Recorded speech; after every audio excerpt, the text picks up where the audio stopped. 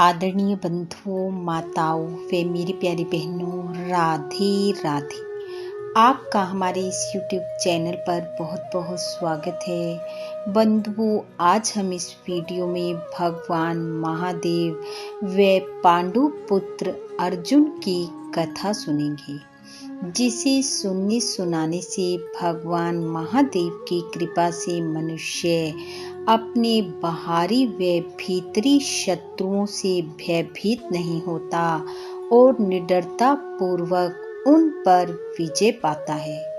कथा सुनने के बाद यदि आप हमारे चैनल पर नए हैं तो कृपया हमारे चैनल को सब्सक्राइब करें, बेल आइकन को प्रेस करें ताकि हमारी वीडियो की नोटिफिकेशन सबसे पहले आप तक पहुंचे। वीडियो को शेयर व लाइक भी जरूर करें। कथा के अनुसार हिमालय की तराई में एक सघन वन था। वन में तरह तरह के पशु पक्षी रहते थे। वहीं जगह जगह पर ऋषि मुनियों की झोपड़ियां बनी हुई थी। ऐसा प्रतीत होता था जैसे प्रकृति ने स्वयं अपने हाथों से उस वन को संवारा हो। उन्हीं झोपड़ियों के पास बहुत दिनों से एक तपस्वी युवक अंगूठे के बल खड़ा होकर तप में लीन था। उसने अन्न जल सब कुछ छोड़ रखा था। वह केवल हवा के सहारे तप कर रहा था। इतने कठिन तप के बावजूद भी उसके चेहरे का तेज ऐसे बढ़ रहा था जैसे दूसरा सूर्य निकल रहा हो। वह तपस्वी कोई और नहीं बल्कि पांडु पुत्र अर्जुन था, जो कि वेद व्यास जी के कहे अनुसार दिव्य अस्त्रों की प्राप्ति के लिए महादेव को प्रसन्न करने की चेष्टा कर रहा था, क्योंकि षड्यंत्रकारी और पापी कौरवों को भगवान महादेव से प्राप्त अस्त्रों द्वारा ही हराया जा सकता था। इसलिए अर्जुन तप में लीन था।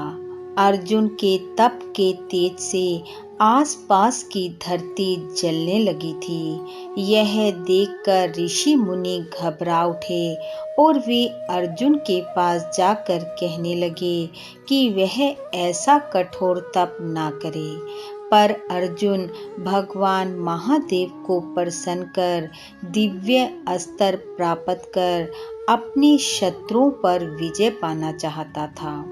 इसलिए उसने ऋषि मुनियों की बात की ओर कोई ध्यान नहीं दिया और अपने तप में लगा रहा।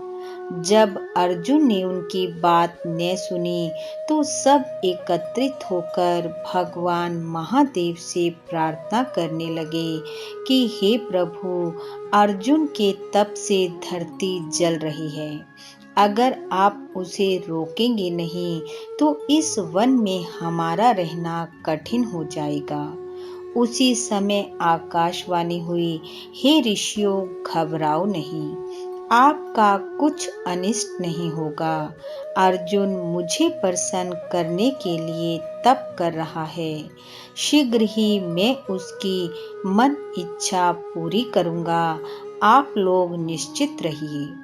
आकाशवाणी सुनकर ऋषि मुनि अपने अपने स्थानों पर वापस लौट गए। एक दिन दोपहर का समय था। अर्जुन अपनी पूजा की माला भगवान के चरणों पर चढ़ा रहा था कि तभी उसकी नजर अपनी ओर आते हुए एक शूकर पर पड़ी। अर्जुन ने बाण उठाया और शूकर पर चला दिया। बाण शूकर की छाती पर लगा और वह गिरकर मृत्यु को प्राप्त हो गया। जैसे ही अर्जुन उसके नजदीक पहुंचा तो उसने देखा शूकर की छाती पर 2 बाण थे। इससे पहले वह कुछ समझता कि तभी एक किरात यानी कि शिकारी वहां पर आया और कहने लगा कि ये बाण मेरा है और शूकर मेरे बाण से मरा है।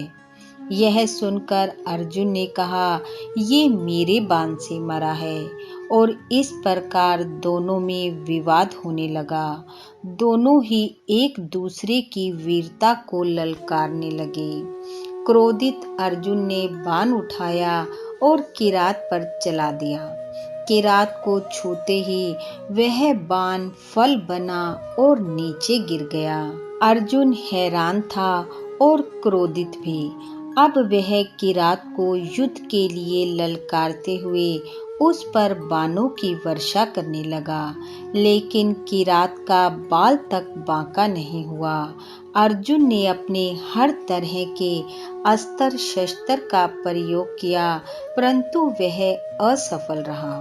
अर्जुन हैरान था कि उसके अस्त्र शस्त्र विफल हो जाएं, ऐसा नहीं हो सकता।